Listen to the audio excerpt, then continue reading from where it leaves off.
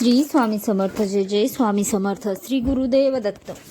वावसीमा या चॅनलमध्ये तुम्हा सगळ्यांचं अगदी मनापासून स्वागत आहे.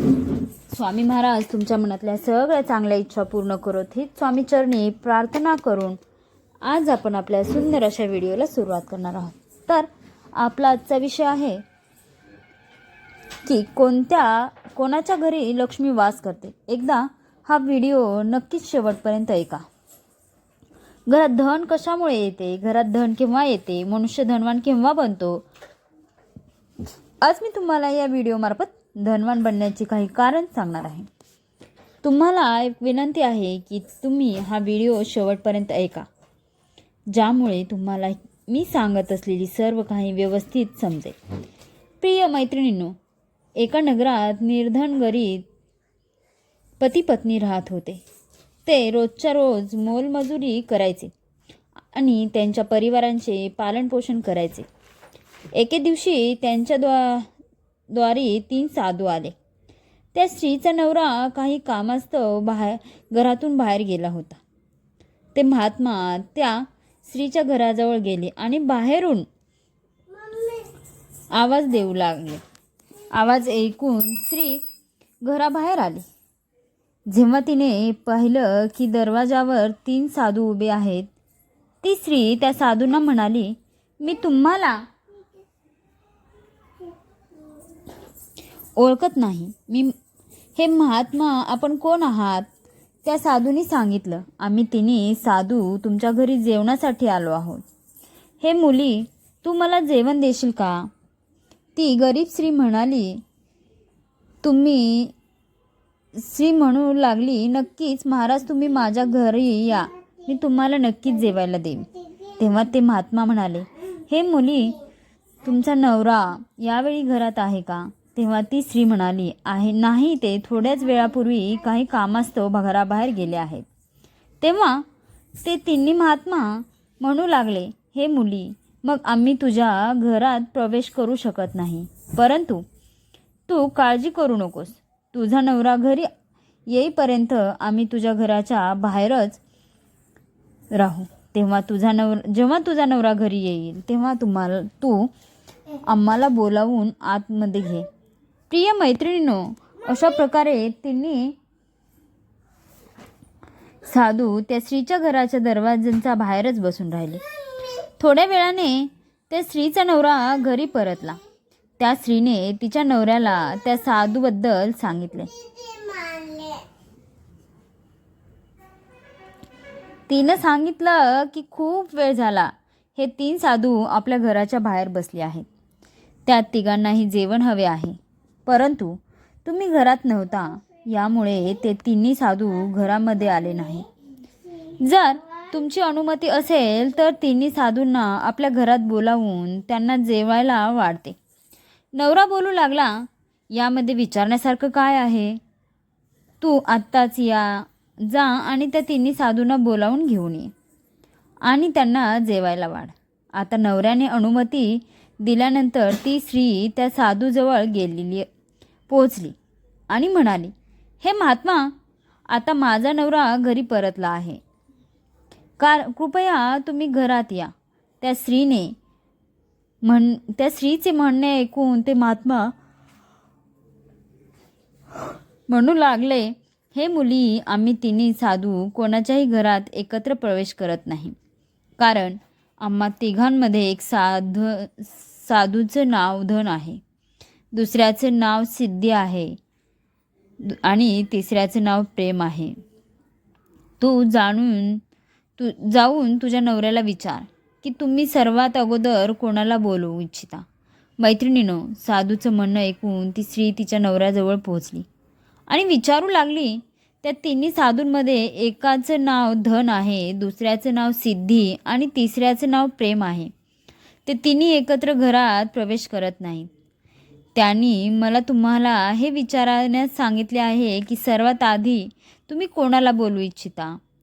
बायकोचं बोलणं ऐकून नवरा खूपच खुश झाला.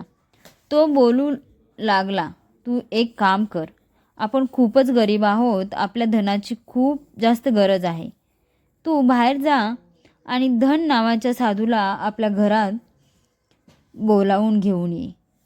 आपल्या घरात धन आल्यामुळे आपल्याला घरातून गरिबी नाहीशी होईल. आपण धनवान श्रीमंत बनू.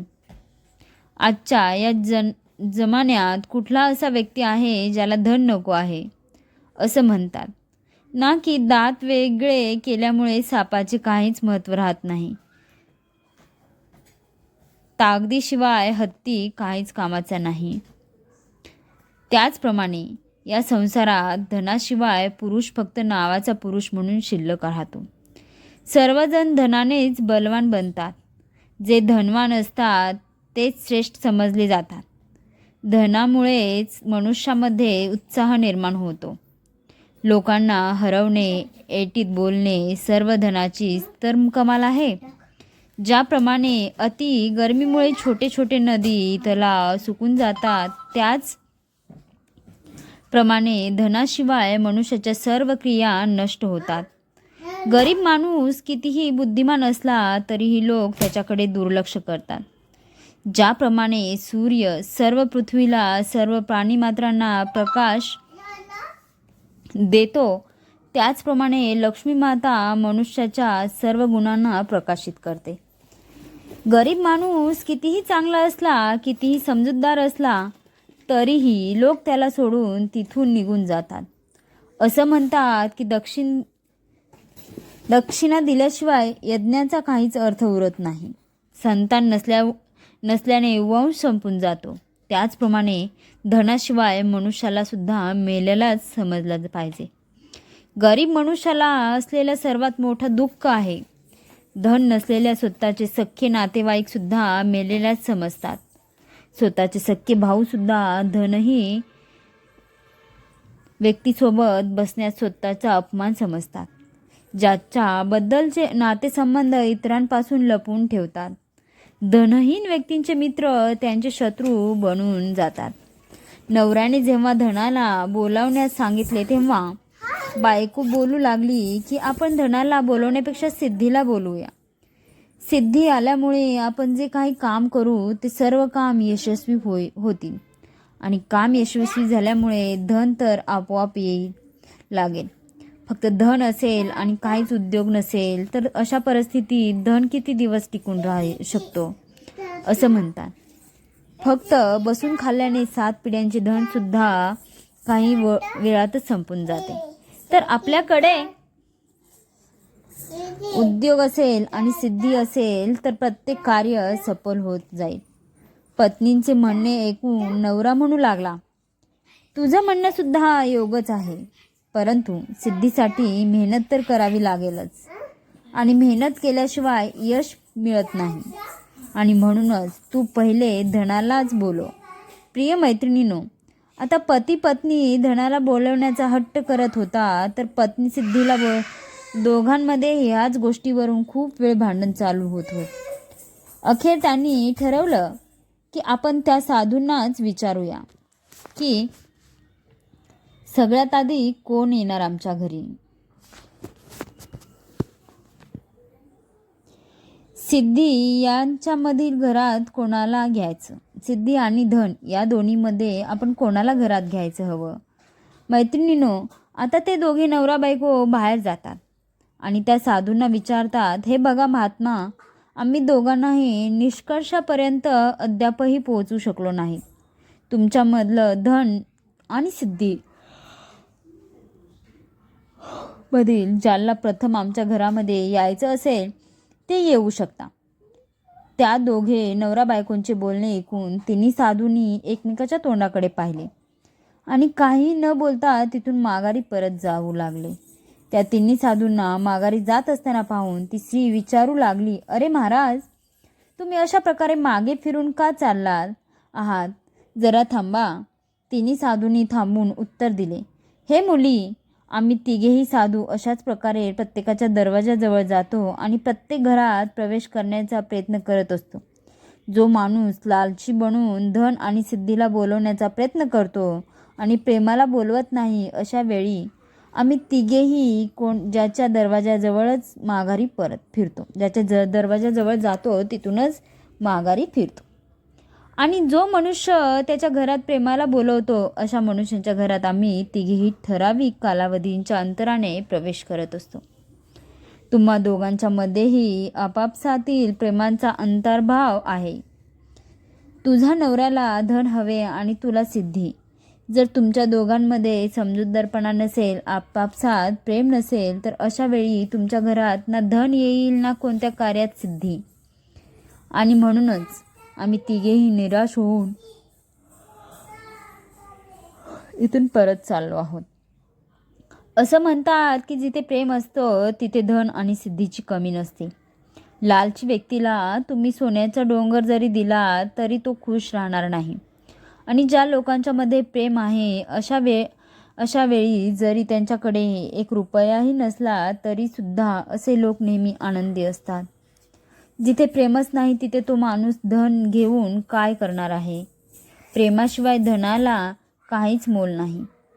आम्ही पाहिलंय की मोठे मोठे धन्याधीश, मोठे मोठे अधिकारी पत्नीमुळे मुलामुळे दुःखी होऊन आत्महत्या करून मरण जातात.